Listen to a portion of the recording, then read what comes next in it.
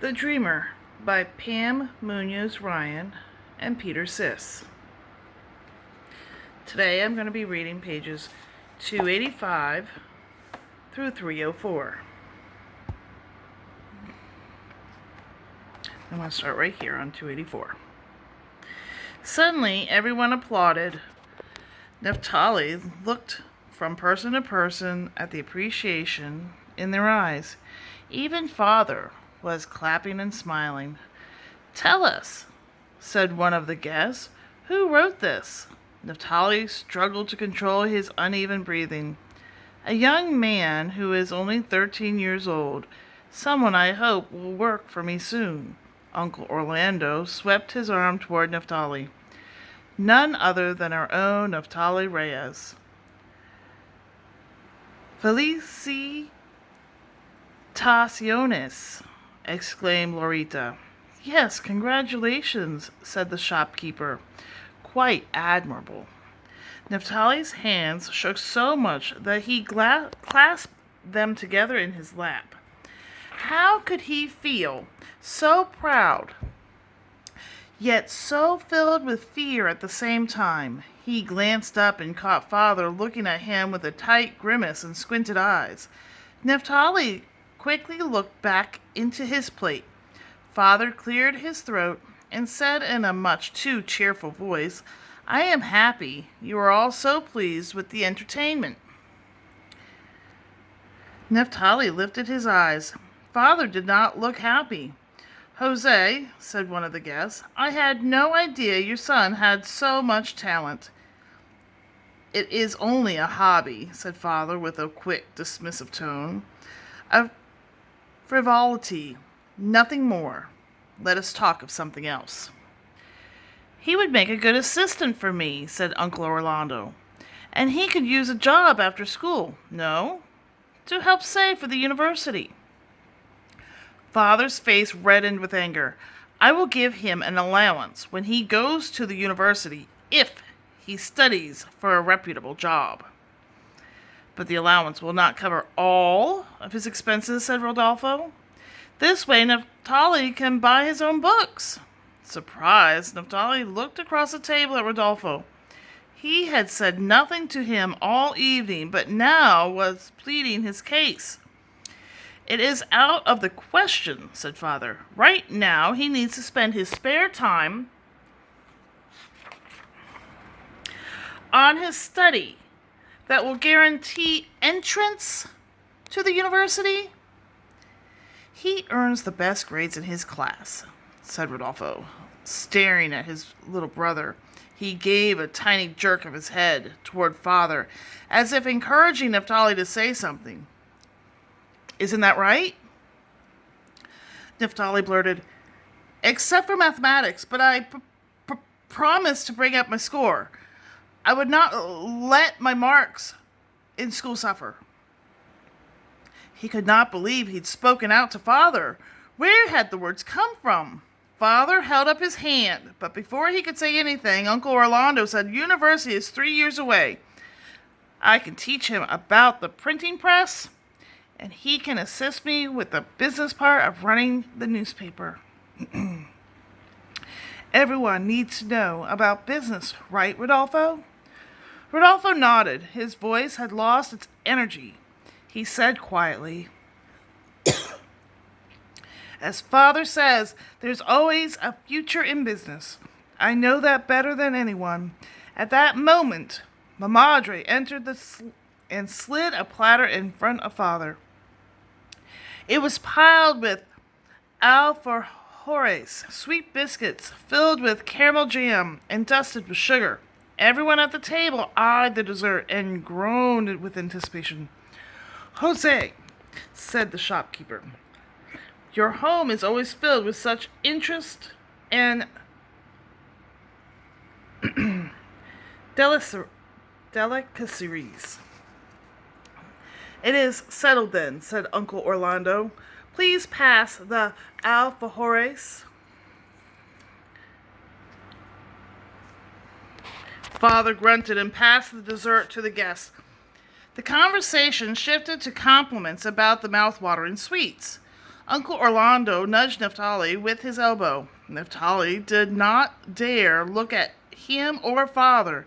He did glance up at Rodolfo, who gave him the tiniest of smiles.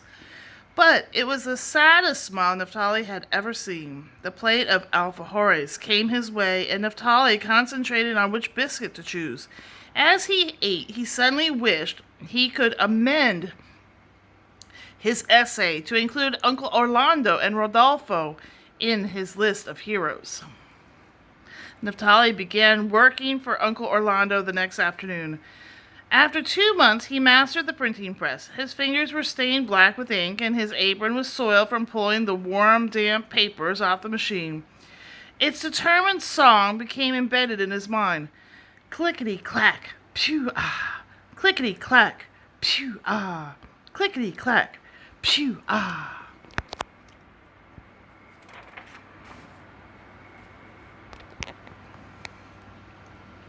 Naphtali heard it when the press wasn't running, when he sorted the metal type into the printer's drawers, while he ran errands, and even now as he whistled and swept at the end of a long day. He hoped that another of his essays would appear in the paper soon. Uncle Orlando had promised, but he had been so preoccupied the last few weeks that Naphtali had not bothered him about it again. Besides, he was worried about his uncle's strange behavior, dashing in and out of the office and never saying where he was going, sending Naphtali to deliver letters to one person or another and making him swear not to tell a soul, meeting people after dark across the street on the corner and in the rain instead of in the office. Clickety-clack, pew-ah, clickety-clack, pew-ah. The door swung open, and Uncle Orlando rushed in. He slammed the door behind him and began to shut windows. His forehead was furrowed, and his voice tight. Naphtali, set up some chairs and put blankets over the windows. Why? Asked Naphtali. The new group that has become advocates for the Mapuche wants to organize a protest.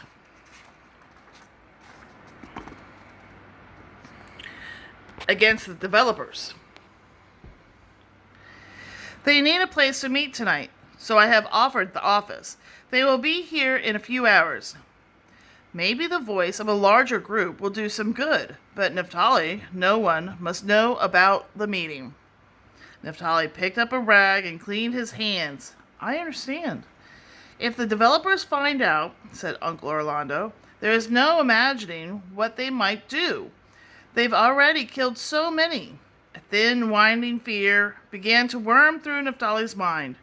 But how will you know what everyone who comes to the meeting is on your side? Uncle Orlando unfolded a blanket and handed it to Naphtali. You will stand at the window and let me know if anyone suspicious comes inside. And if one of the developers sends a spy, he shrugged his shoulders, then that is a chance I must take. After dark, Naphtali stood at the window, peeking out from beneath the blanket and keeping a vigilant post. How would he distinguish a developer from a concerned citizen? What would happen if he allowed the wrong person inside? And if he signaled to Uncle Orlando, would there be a confrontation with guns? This was not as difficult as Naphtali had imagined. As people crowded inside the small newspaper office, they seemed far more humble than the shopkeepers who had been to his house for dinner. They were not the owners of the shops. They were the clerks. They were not the ranchers. They were the field workers. They were not the politicians. They were the bakers, the seamstresses, and the blacksmiths. Although Naphtali looked out during the meeting, he heard everything that went on behind him. Uncle Orlando's sincere voice as he talked about the rights of the Mapuche, the plans for the peaceful protest, the common outcry for respect for all humanity. And when the meeting was over and the people filed out, Naphtali saw their hopeful faces as they clapped. Uncle Orlando's hands thanked him and said goodbye. After he helped Uncle Orlando put away the chairs, uncover the windows, and lock up the office, they walked together in silence. In his heart, Naphtali still felt the energy that had filled the room earlier. Above him, the stars seemed to pulse. He had the heavens felt the uprising of the good intentions too. When it was time for Uncle Orlando to go in the opposite direction, Naphtali asked, "Will the protest work?" "It will work if people are not afraid. And if they can find the confidence to do the right thing. But, nephew, it is far more difficult when the time comes to actually speak out. One moment people are strong and the next they are weak, and it is not always their fault." Uncle Orlando turned away. Then, almost as an afterthought, he called back to Naphtali, "Be safe." Naphtali raised his hand in parting. At that moment he hoped that when the time came he could be strong, but he was not convinced. It was late when he arrived home. Naphtali went to his room. The moon cast a glow upon his rows of sea glass shells and insects now displayed in boxes and crates nailed to the walls. Twigs, nests, and seed pods sat on the dresser in dutiful parades. He opened the bottom drawer, pulled out the stuffed sheep, and retrieved one of the notebooks he kept buried beneath it. In the moonlight, he could see just enough to capture his sentiments on paper. Then he returned the notebook to the drawer, placed its woolly guardian on top of it, and lay down on his bed. The words he had written wiggled off the page and escaped from the drawer. The letters stacked themselves on top of one another. Their towers reached higher and higher until they stood majestic and tall, surrounding Naphtali in a city of promise.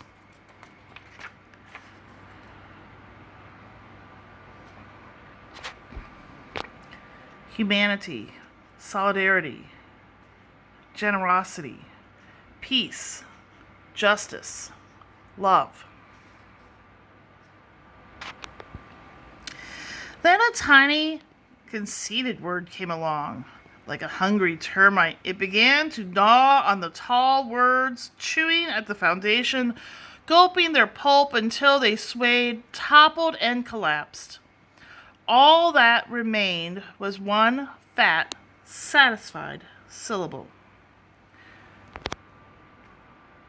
Fear. In the middle of the night, Naphtali woke to Loretta, shaking him. "Naphtali, wake up!" He sat up in bed, stunned and confused. What? What is it?" A man came to the door. "The newspaper office is on fire." Naphtali threw on his clothes and ran toward the front door, but Father blocked his exit and grabbed his arm. "Naphtali, there's nothing that can be done. Go back to bed." Naphtali jerked his arm from his father's grasp. He ran to the street to join others already racing to the scene. He looked back and saw Father silhouetted in the doorway. Why wasn't he, too, coming to help? Naphtali's heart matched the pounding of his feet as he hurled down the dirt street. When he turned the corner to the main road, he saw the ball of fire rising into the night. It seemed the entire town was already in front of the building. Some people shouting directions to those who were trying to put out the fire, others with their hands over their mouths in disbelief, and those trying to keep people back from danger. Naphtali pushed through the confusion, searching for Uncle Orlando. At last he found him standing in the street, bewildered, holding a single printer's drawer in his hands. Naphtali ran to him. In a daze, Uncle Orlando held up the drawer. "It was all I could save. I ran in, but it was all I could save." A brigade formed, and people passed buckets of water up the line. Still, it was a pitiful attempt to squelch the giant flames. Naphtali joined the volunteers, grateful to have something to do with his hands, and at the same time troubled by the futility of it all. As the hours wore on,